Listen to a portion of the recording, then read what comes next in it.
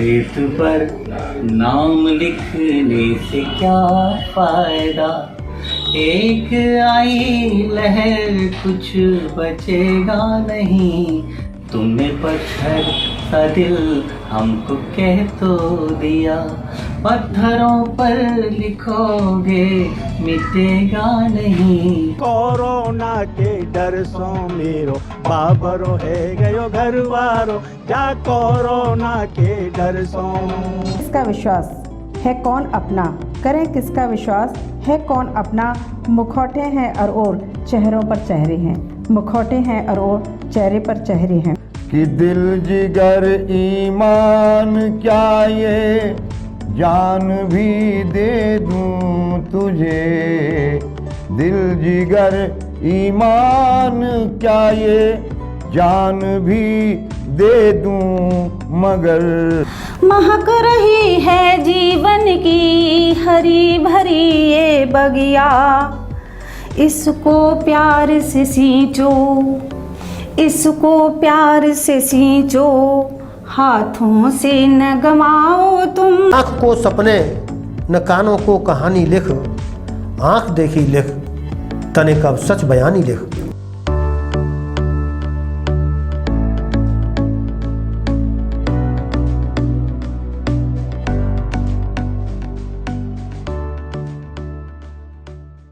नमस्कार दोस्तों, मैं हूं राजदीप तोमर और आपने देखना प्रारंभ कर दिया है TV30India.com का विशेष कार्यक्रम वाह वाह क्या कहने। जैसा कि आपको मालूम है, हम अपने इस कार्यक्रम में साहित्य, काव्य और कला संस्कृति से जुड़ी बातों पर चर्चा करते हैं और हर बार किसी न किसी ऐसी शख्सियत से आपको रूबरू कराते हैं जिसे आप सुनना और देखना पसंद करते हैं। तो आज हमारे साथ इसी क्रम में मौजूद हैं शिवम कुमार आज़ाद जी। तो आज हमारे साथ स्टूडियो में मौजूद हैं शिवम कुमार आज़ाद जी। आपका स्वागत है TV30 इंडिया पर। मैं बहुत बहुत धन्यवाद देता हूं आदरणीय तोमर साहब और TV30 इंडिया का कि आपने मुझे यहाँ बुलाया, बहुत अच्छा लग रहा है मुझे। युवा कवि हैं आप और आप युवाओं में काफ़ी अच्छी खासी जो है पकड़ रखते हैं। युवा लोग आपकी कविताओं को बहुत पसंद करते हैं और श्रृंगार रस की कविताओं के आप महारथी हैं। तो हम चाहेंगे सबसे पहले तो आप चाहेंगे कि थोड़ा संक्षिप्त में आप अपने विषय में बताएं कि आप कहाँ से बिलोंग करते हैं, परिवार के बारे में। जी, मैं आपको बता दूं, पहले तो मैं आप सभी का पुनः धन्यवाद देता हूं और मैं बता दूं मेरी जन्मस्थली सिकंदराराव के पास हाथरस रोड पर ही एक गांव है बरामई।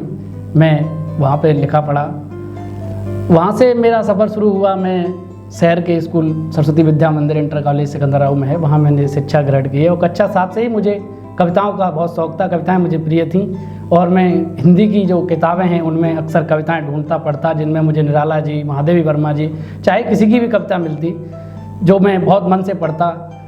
फिर मेरे अंदर काव्य की कुछ ललक जगी तो मैंने तुकबंदियाँ करना शुरू कर दी शुरुआत में। तो शुरुआत में मुझे कुछ ज्ञान नहीं था व्याकरण संबंधी, तो मैं अपनी जैसी तुकबंदी बनती वैसी करता रहता था। स्कूल में ये बात आचार्यों को भी पता चली कि मैं कविताएं लिखता हूँ या उस ओर अग्रसर हूँ या प्रयास कर रहा हूँ, तो उन्होंने भी मेरी कविताओं को देख कर सराहा कि बहुत अच्छा प्रयास है, शुरुआत में सब ऐसे ही प्रयास करते हैं। तो मैं लगभग कक्षा 7 से ही कविताएँ निरंतर लिखता हूँ।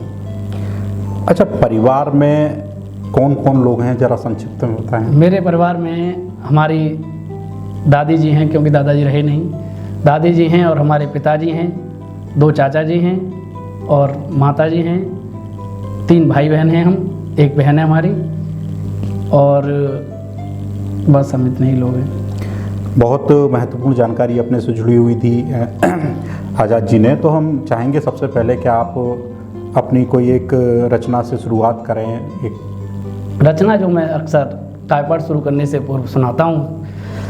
ज्ञान की देवी माँ सरस्वती के चरणों में 4 पंक्तियाँ रखकर ही मैं किसी कार्यक्रम या किसी अपने काव्यपाठ की शुरुआत मंचों पर या TV चैनलों पर करता हूँ। मैं वही 4 पंक्तियाँ आपको सुना रहा हूँ, फिर आपको जैसा आदेश करेंगे वैसी कविताएँ मैं आपको सुनाऊँगा।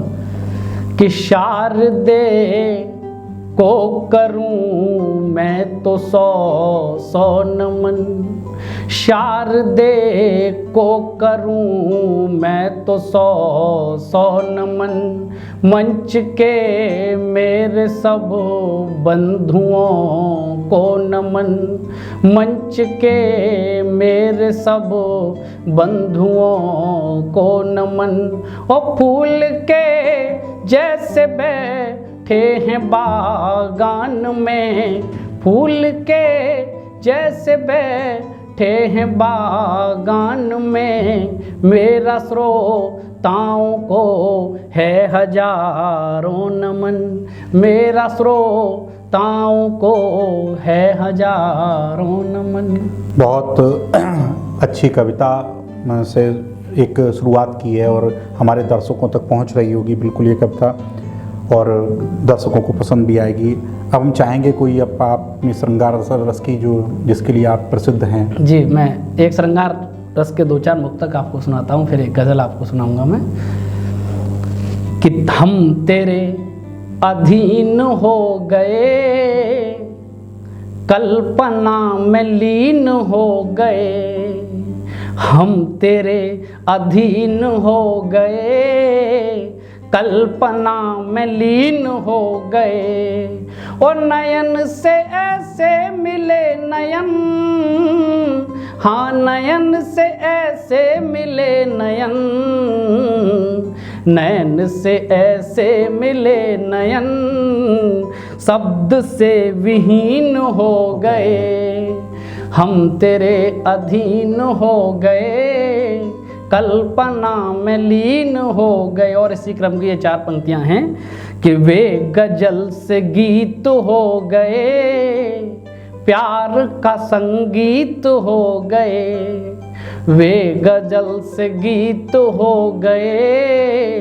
प्यार का संगीत हो गए, और तुमको जब से देख लिया है, दिल के मेरे मीत हो गए, तुमको जब से देख लिया है, दिल के मेरे मीत हो गए। और एक मुक्तक आपको मैं विशेष सुनाना चाहूँगा। मैंने बहुत लोग इसे पसंद करते हैं, जब मैं जाता हूँ कहीं, युवा खास करके इसे बहुत पसंद करते हैं। मैं TV30 इंडिया के सभी युवा दर्शकों के लिए ये 4 पंक्तियाँ दे रहा हूँ कि दिल बहुत कठोर था प्रिय, तार तार तार हो गया, दिल बहुत कठोर था प्रिय, तार तार तार हो गया, और मुझको ना हुआ था जो कभी, बार बार बार हो गया, मुझको ना हुआ था जो कभी, बार बार बार हो गया। मैंने पूछा क्या हुआ ए दिल, साफ साफ तू मुझे बता, तो दिल से ये सदाएं आ रही, प्यार प्यार प्यार हो गया, दिल से ये सदाएं आ रही, प्यार प्यार प्यार हो गया। वाह, बहुत अच्छी कविता आपकी, और लोगों को जो हमारे दर्शक हैं उन्हें बहुत पसंद आई होगी। और हम चाहेंगे कि और कविता आप हमारे दर्शकों को। मैं आपको एक गज़ल से रूबरू कराता हूँ, बहुत आपको अच्छी लगेगी और संभवतः आपके दर्शक भी इसे पसंद करेंगे। और इसमें 5-7 शेर हैं जो आपके नज़र कर रहा हूँ। देखिए कि मुद्दत है ये जैरे बहस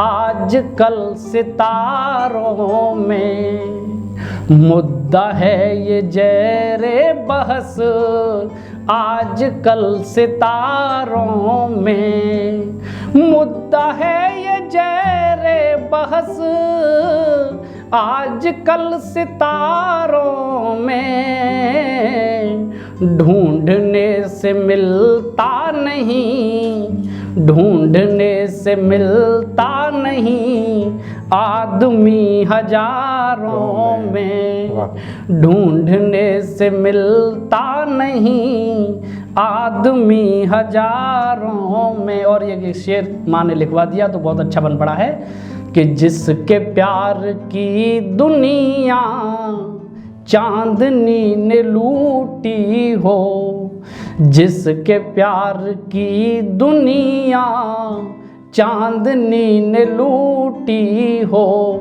जिसके प्यार की दुनिया चांदनी ने लूटी हो, शख्स वो करे तो क्या करे, शख्स वो करे तो क्या करे, बैठ कर बहारों में। शख्स वो करे तो क्या करे, बैठ कर बहारों में। और एक शेर कि उनसे भी हंसी उनके वायदे थे मिलने के। दरअसल गज़ल में एक इशारे से काम लिया जाता है, वही में आप समझ रहे होंगे कि उनसे भी हंसी उनके वायदे थे मिलने के। अरे उनसे भी हंसी उनके वायदे थे मिलने के, और ज़िंदगी फना कर दी, ज़िंदगी फना कर दी हमने इंतज़ारों में। ज़िंदगी फना कर दी हमने इंतज़ारों में। और एक ये शेर कि जिसको इश्क हो जाए, ये एक लव की प्रपोजल स्टेज का शेर है कि जिसको इश्क हो जाए उसको लफ्ज़ बेमानी, जिसको इश्क हो जाए उसको लफ्ज़ बेमानी, जिसको इश्क हो जाए उसको लफ्ज़ बेमानी। पुरबयान होती है, पुरबयान होती है ये जुबां इशारों में। बिल्कुल बिल्कुल। पुरबयान होती है ये जुबां इशारों में। और एक शेर ये बहुत अच्छा है कि दर्द ही तो दौलत है, इश्क की छुपा लो इसे। लोग अक्सर कहते हैं कि मुझे ये हुआ वो हुआ, कष्ट दिखाते फिरते हैं, लेकिन मैंने कुछ अलग तरीके से बात करने की कोशिश की है कि दर्द ही तो दौलत है, इश्क की छुपा लो इसे। दर्द ही तो दौलत है, इश्क की छुपा लो इसे।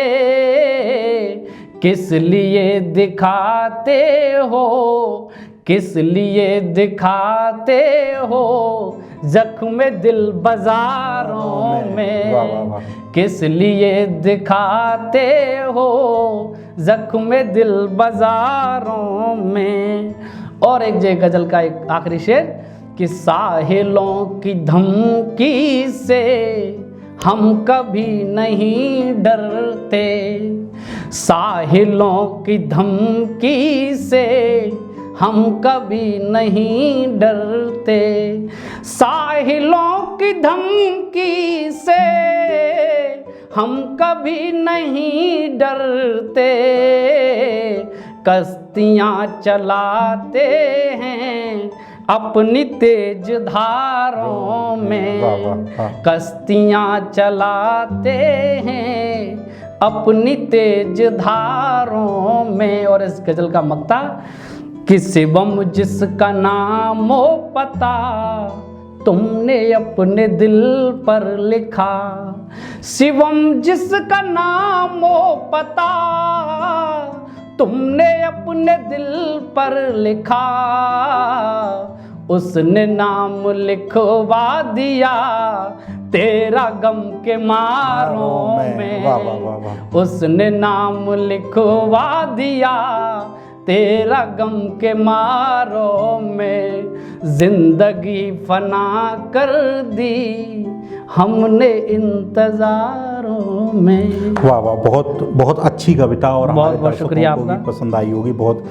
हम चाहेंगे कि कोई ऐसा आप मंच, बहुत सारे मंच आपने शेयर किए हैं बड़े बड़े कवियों के, राष्ट्रीय कवियों के साथ, तो हम चाहेंगे कोई मंच का ऐसा वाकया हो जो आपको याद हो, या खट्टा मीठा पल हो जो यादगार हो गया हो। जी, ऐसे काफ़ी पल मेरी ज़िंदगी में आए हैं। असल में मेरा जो कायपाठ का सफ़र है, मैंने जैसा आपको शुरुआत में बताया कि मैं कक्षा 7 से कविताएं लिखना मैंने प्रारंभ कर दी थी। शहर के तमाम वरिष्ठ कवियों से मैंने संपर्क किया, लेकिन जिसने सिखाना था उसने सिखाया, जिसने धुतकारा उसने धुतकारा भी।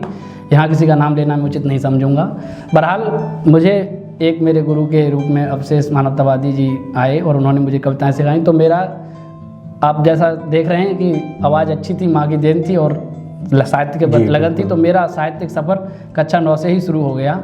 और आप यकीन जानिए कि मैं कक्षा 12वीं में था, तब मैं जो एक कार्यक्रम सरकारी चैनल DD UP पर चलता है, उसमें वंश मोर के माध्यम से मैं जब उसमें गया तो उसके एंकर आत्म प्रकाश मिश्रा जी को जब मैंने अपना परिचय दिया कि मैं कक्षा 12वीं का छात्र हूँ और यहाँ कविता प्रस्तुत करने आया हूँ, तो यकीन जानिए वो इतना हैरत में पड़े और उन्होंने उस मंच से टीवी से ही कहा कि मैं आज तक इतना शौक कभी नहीं हुआ अपनी ज़िंदगी में जितना आपकी कविताओं को सुन के हुआ हूँ। और एक वाक्य और है मेरे साथ, एक कानपुर का एक कवि सम्मेलन था, तो वहाँ मैं कविताएं पढ़ रहा था। मैंने माता पिता के ऊपर बहुत अच्छी 1-2 कविताएं लिखी हैं, तो मैंने उन्हें जब मैं उन्हें सुना रहा था तो भीड़ से ही एक बहुत बुजुर्ग माता जी थी, वो आई और वो एकदम बहुत भावुक या यूँ कहें रोने जैसी स्थिति में थी, और उन्होंने मुझे बहुत स्नेह से मेरे हाथों को पुचकारते हुए 100 रुपये मेरे हाथ में रखे और उन्होंने कहा कि इन्हें ज़िंदगी भर कभी खर्च नहीं करना और संभाल के रखना, तुम्हारी बरकत मैं बहुत ऊंचे स्तर पर देख रही हूँ। अभी बहुत बहुत अच्छी बात है जो आज हमारे दर्शकों के बीच में कैमरे पर शेयर की है शिवम जी ने।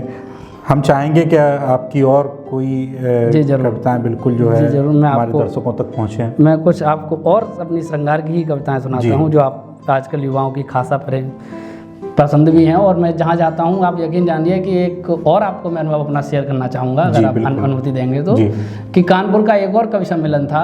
मैं कानपुर बहुत गया हूँ कवि सम्मेलनों में, वहाँ मेरे चाहने वाले बहुत लोग हैं। तो रॉयल बैंक्वेट प्रिंस हॉल है, आपने शायद देखा भी हो, वहाँ मैं कवि सम्मेलन में गया तो वहाँ युवाओं की संख्या बहुत अधिक थी। शुरुआत के 4-6 कवि लगभग फ्लॉप हो चुके थे क्योंकि वो पुरानी टाइप की कविताएं सुना रहे थे, बुजुर्ग कवि थे उनका, तो वो इस स्तर से नहीं जम पाए। मैंने श्रोताओं की नब्ज पकड़ी क्योंकि ये हुनर माँ शारदे की कृपा से हमारे पास है भी, तो मैंने उन्हें श्रृंगार की और ज़मीन से जुड़ी हुई जब कविताएं सुनाई तो आप यकीन मानिए पूरा पंडाल खड़ा हो गया और हाहाकार मच गया एक तरीके से। बहुत अच्छा अनुभव रहा वहाँ का, और वहाँ की जो मेयर हैं प्रमला पांडे जी वो भी उस कवि सम्मेलन में मौजूद थी उस समय। बिल्कुल। तो मैं उसी संबंधित से आपको वहीं से कुछ कविताएं जो मुझे याद आ रही हैं मैं आपको बिल्कुल बिल्कुल। एक मुक्तक देखिए कि ऐसा लगता है जो फाग ही फाग है, ऐसा लगता है जो फाग ही फाग है, हर तरफ प्रेम का राग ही राग है, हर तरफ प्रेम का राग ही राग है। और आपने जब से तुमने लगाई है डुबकी यहाँ, जब से तुमने लगाई है डुबकी यहाँ, दिल के दरिया में सच आग ही आग है, दिल के दरिया में सच आग ही आग है। और एक प्रयोग आपको बहुत अच्छा लगेगा, देखिए कि हिचकियाँ बंद होती नहीं रात भर, हिचकियाँ बंद होती नहीं रात भर, सिसकियाँ बंद होती नहीं रात भर, सिसकियाँ बंद होती नहीं रात भर, दिल के कमरे में आओ किसी रोज तुम, दिल के कमरे में आओ किसी रोज तुम, खिड़कियाँ बंद होती नहीं रात भर, खिड़कियाँ बंद होती नहीं रात भर, और तूने तोड़ा प्रिय हम बिखर जाएंगे, तूने तोड़ा प्रिय हम बिखर जाएंगे, घर संभाला हमें तो निखर जाएंगे, घर संभाला हमें तो निखर जाएंगे, तुझ में रहते हैं हम प्राण की तरह से, तुझ में रहते हैं हम प्राण की तरह से, तुझ में पैदा हुए तुझ में मर जाएंगे, तुझ में पैदा हुए तुझ में मर जाएंगे। और एक प्रयोग कि डगमगाती डगर पर ये कब जाएगा, डगमगाती डगर पर ये कप जाएगा, आपना पो सहजता से नप जाएगा, आपना पो सहजता से नप जाएगा। प्रेम पीपल के पौधे सहोता प्रिय, प्रेम पीपल के पौधे सहोता प्रिय, ना हो उम्मीद फिर भी पनप जाएगा, ना हो उम्मीद फिर भी पनप जाएगा। और इस श्रृंखला का अंतिम मुक्तक कि फूल की पाखुरी पाखुरी की तरह, फूल की पाखुरी पाखुरी की तरह बात करती हो तुम, माधुरी की तरह बात करती हो तुम, माधुरी की तरह। अपने अधरों पे तुमको सजा लूं प्रिय, आओ अधरों पे तुमको सजा लूं प्रिय, मैं तुम्हें कृष्ण की बांसुरी की तरह, मैं तुम्हें कृष्ण की बांसुरी की तरह। बहुत ही अच्छी कविता और बहुत अच्छी कविता की ये लाइनें हैं और हर लाइन का बहुत गहरा अर्थ है और हमारे दर्शक उस अर्थ तक पहुंच भी रहे होंगे निश्चित तौर पर। और हम लोगों को बहुत अच्छा लगा, TV30 इंडिया को अच्छा लगा आप हमारे कार्यक्रम में आए और अपनी श्रृंगार रस से जुड़ी हुई इतनी अच्छी और एक गज़ल भी आपने सुनाई हमारे दर्शकों के लिए। और हम चाहेंगे आगे भी हम आपको अपने कार्यक्रमों में सम्मिलित करें और आपको बुलाएं। बिल्कुल, मैं TV30 इंडिया के सभी दर्शकों का और आपका बहुत बहुत धन्यवाद देता हूं। और मैं चाहूँगा भी कि आप जब भी आप मुझे बुलाएं या मुझे मौका दें तो मैं आपके बीच आकर अपनी प्रस्तुति दूँ। और हम चाहेंगे कि TV30 इंडिया के जो दर्शक हैं उनके लिए कोई आपका संदेश हो। मेरा यही संदेश है कि आप TV30 इंडिया को देखते रहें। आदरणीय हमारे तोमर जी बहुत ही अच्छा कार्य कर रहे हैं और पॉजिटिविटी खबरों को आपके घर तक पहुंचा रहे हैं, ये एक बहुत बड़ी बात है। आज मैं देख रहा हूं पत्रकारिता जगत में ये इस प्रकार की जो संख्या है, इस प्रकार की जो गिरावट आई है कि नेगेटिविटी बहुत हावी होती जा रही है और यही हमारे समाज के लिए बहुत ज़्यादा बड़ा घातक है। बड़े से बड़ा न्यूज़ चैनल किसी का नाम नहीं लेना चाहिए। दिन भर आप देखेंगे कोई पॉजिटिविटी नाम की चीज़ नहीं, केवल नेगेटिव खबरों को प्रमुख स्थान दिया जाता है। कल्चरल प्रोग्राम, सांस्कृतिक जो विरासतें हमारी वो सब खोती जा रही हैं। इनका काम आगे लाना मीडिया का ही है, वो कर नहीं रहे, इसलिए आप ये काम कर रहे हैं। मैं आपको बहुत साधुवाद देता हूँ और सभी दर्शकों से निवेदन करता हूँ कि आप देखते रहिए और अपने परिवार को भी दिखाते रहिए। धन्यवाद बहुत बहुत। आपने जो TV30 इंडिया के दर्शकों के लिए एक संदेश दिया और TV30 इंडिया के विषय में आपने कहा, जैसा कि आपने देखा हम आज आप श्रृंगार रस के एक माने हुए कवि आपके बीच में थे और आपने उनकी कविताएं सुनी, बहुत अच्छी कविताएं और जिसमें गज़ल भी एक सुनी। इसी तरह की और अधिक कविताओं, नई नई गज़लों और नई नई चीज़ों के साथ हम आपके लिए फिर लेकर आएंगे किसी बड़ी शख्सियत को आपके बीच में। तब तक आप देखते रहिए TV30india.com। और हाँ, एक चीज़ और हम आपसे कहें कि अगर आप हमसे लगातार जुड़े रहना चाहते हैं तो आप TV30 इंडिया का एंड्रॉयड ऐप अपने गूगल प्ले स्टोर से डाउनलोड कर सकते हैं। साथ ही आप फेसबुक और इंस्टाग्राम पर भी हमें फॉलो कर सकते हैं।